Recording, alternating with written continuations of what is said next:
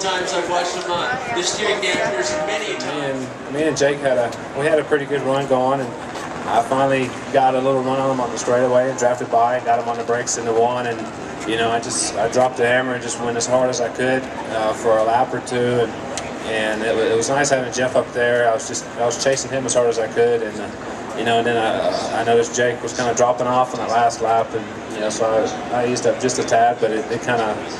It made me feel good, you know, that I didn't have to fight him to the finish line. But, you know, having the Jordan Suzuki's up here 1-2, and, you know, Geoff getting his first win, I want to say congrats to him. He rode awesome. And, you know, it just keeps us in the points lead and picked up a couple points, and that's what it's all about. You have the serious businessman face, but inside you've got to be boiling over with emotion. The first win, what is this experience like for you? Man, it's been so long. It hasn't even sunk in yet, you know.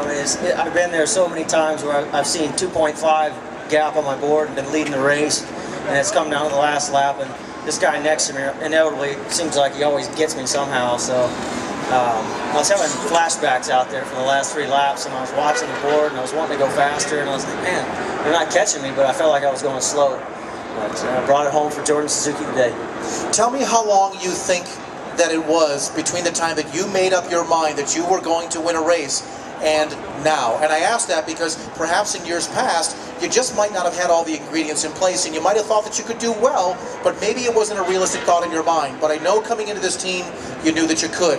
How long did you have to be patient for this day?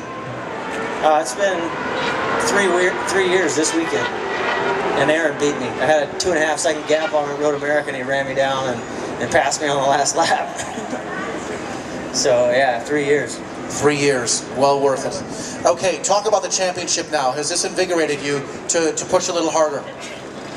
Well, you know, we were at Barber and I was invigorated there. I think I was a little too invigorated, and I threw it on the ground thinking about the championship. So I think we're just going to keep doing what we know how to do and keep putting it on the box, and we'll see what happens. It's a long season, and I think we're halfway through, so we're not even. So we got some time left, and we're not out of it by any means. So once again, to sum up the points, Aaron Yates now leads with 170.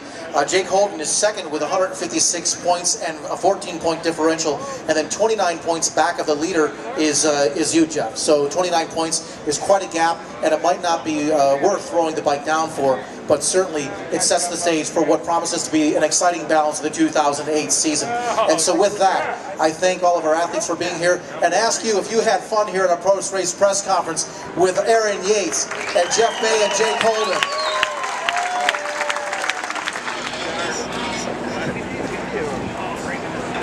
Bike number 717, Suzuki GSX R1000. S-Man also on the Suzuki GSX. Hard spot.